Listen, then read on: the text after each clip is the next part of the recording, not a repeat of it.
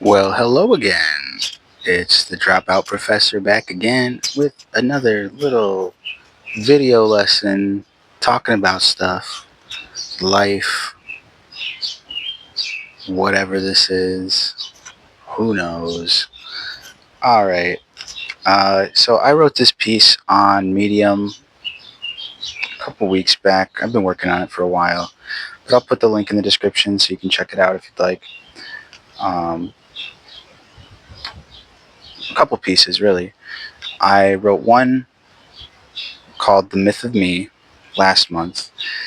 And then this month I wrote a piece called Is the Actor the Character? And, we've got old Willie Shakespeare coming with the classic, all the world's a stage and all the men and women merely players. A poetic little brain tickler, if you will. But what does it really mean? What does that actually imply, if anything, of substance? Um, I've written other pieces about ego, identity, the works. Um, I think narcissism is a term that gets lobbed around a lot these days with TikTok, armchair psychology, and all this kind of stuff. And even, you know, I I can see how that has had a place in my own life. Um, People I grew up with, family members, what have you. But it's not like narcissistic personality disorder is a very serious, like, someone is not a narcissist because they have a sense of self. Like, that's not the same thing. Um,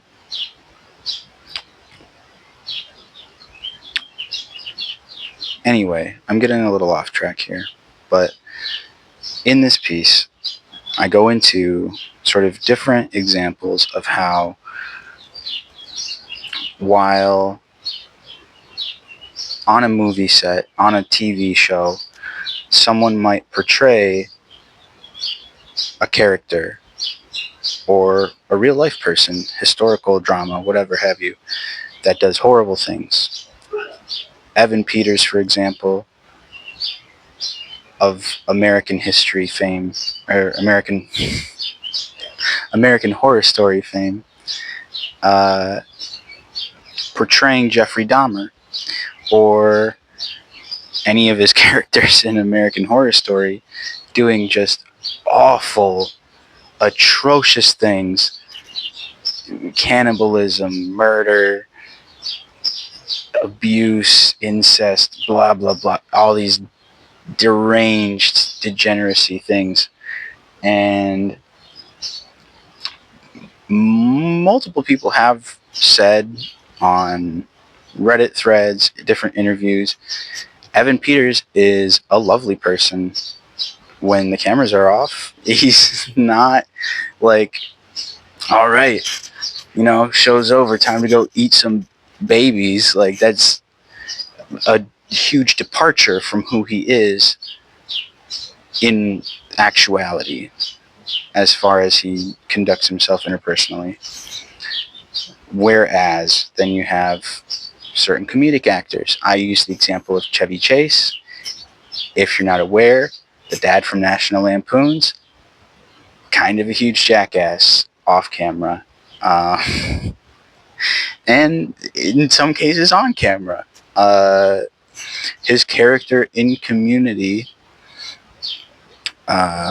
Pierce, is sort of a caricature of who he actually is because of the level of notoriety that he gained from being a douchebag. Like, he picked multiple fights with Joel McHale. Was constantly being a jerk on SNL to co-stars, and just an all-around unpleasant individual when the cameras are not rolling. In particular, I recently came across a guy. I'll try to link his Instagram in the description as well. This dot cipher on Instagram. He did an excellent take on how the camera is the daughter of Babylon, and how we are in this weird paradigm right now where presence has become performance, and the individual has become this commodity in this attention-based economy where everybody is constantly either consuming content, creating content, trying to get people to watch, and trying to make a buck off of that. And I'm not saying I'm the exception here. Obviously, I'm recording a video right now. I could be sitting quietly in this lovely little patio area, just admiring the flowers here, but I'm instead making a YouTube video, talking to the internet. Blah. But I'm trying to do so in a way that is not completely hypocritical. I'm trying to be self-aware in the way in which I do it, and help other people to kind of snap into that self-awareness a bit more, where it's like, yeah, I do stand up. I have elements of performance to what I like to do, but I'm not just that. And that's also kind of why I chose the name The Dropout Professor. It's because I mean, yeah, it's a paradox. It's a play on words and expectation, and also didn't finish college, so bit of truth nuggeted in there. But it's not just a clever little hee hee ha ha. It's like I do want to teach people. I do want to help people learn things and think, and I think that's what a good teacher does. Is they teach you how to think, not just what to think. So that is what school did a lot of for a lot of us. Is just 2 + 2 is 4. Here's the dates of the wars. Memorize this, spit it back out. There you go. Good job, A+. And now go out into the world and figure the rest of it out. Just keep your head down, do the things that you're told to do. Don't question. And I think that's not healthy or good. And I think that's why we're faced with a lot of the things that we're faced with right now. A lack of inquisitiveness, a lack of creativity, and a lack of critical thinking. And that's sad and frustrating, but I think things can still get better, provided things don't escalate further from where they're at on a geopolitics scale. But I am not really worried about it too much because I don't identify with this. Like, yeah, I like the funny shirts. I like my chain. I like my watch. I like my bracelets. I like different things about my style and the way that I move through the world. But it's not like I need that in order to be me, in order to feel whole. If we're all good, just stripped down, Garden of Eden, baby, we can treat each other with respect without the clothes on. Actually, just be good human beings, not feel the shame, no fig leaves required. I'm all good with that too, man. Um, but you know, I don't think we're all there yet, and I'm not gonna try to rush anybody there. But I would like to be there sooner than later. Tell you that much. But it's a weird conundrum that we find ourselves in. Modern society, convenience. Not saying it's bad to order stuff off the internet. I ordered the little microphone off the internet. Um, I ordered some new sunglasses recently, and they came. I felt like nice. I like these. Maybe I'll wear them in my next video. Who knows? But it's not like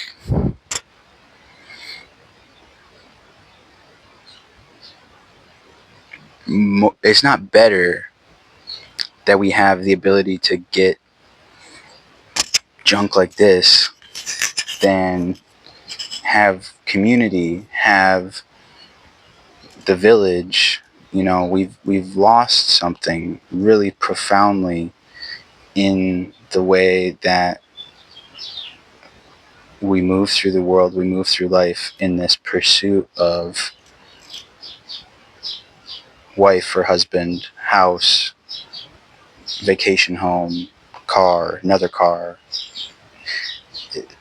more, gimme. I'm not saying it's bad to want those things. I want to provide for my daughter. I didn't mean to have her, truth be told. I'm sure she's going to be smart enough to figure that out one day, so I'm not too worried about her hearing me say it. But when she's growing up in two different households and grandma and grandpa households, and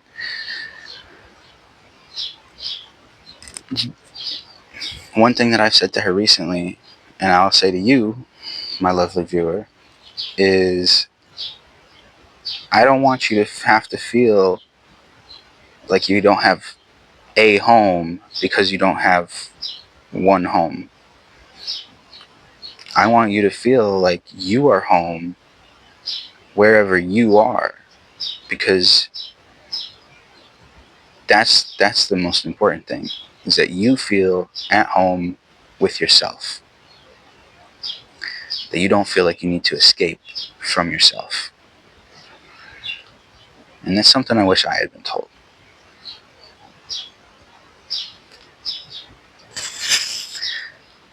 And not just told, but shown. And I try to demonstrate that for my daughter. I do.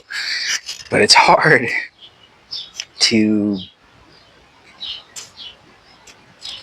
know how to do that. Just, I'm a dad now, turn that on, when that's not been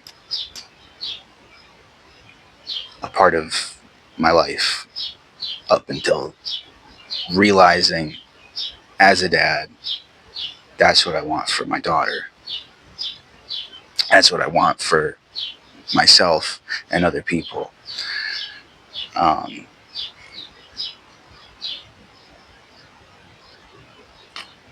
anyway, that I think about covers the subjects that I wanted to cover in this video. 1444 in the timer as I said that. But I love you. I hope you found this interesting.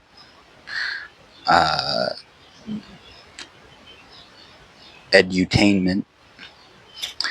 And yeah, please like the video, comment your thoughts, subscribe to the channel, send me an email, buy me a coffee. All the links are on my page, and I will put some of these mentioned links in the description. Thank you.